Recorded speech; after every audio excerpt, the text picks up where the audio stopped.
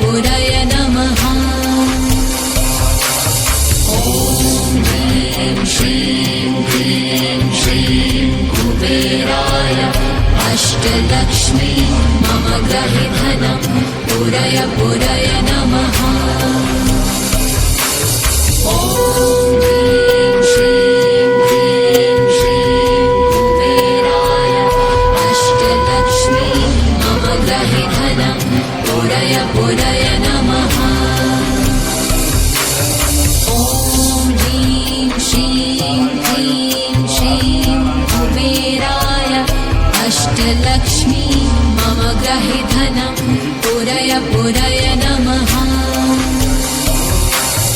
ॐ ह्रीं श्रीं क्लीं श्रीं कुबेराय अष्टलक्ष्मी मम गृहे धनं पुरय पुरय नमः। ॐ ह्रीं श्रीं क्लीं श्रीं कुबेराय अष्टलक्ष्मी मम गृहे धनं पुरय पुरय नमः।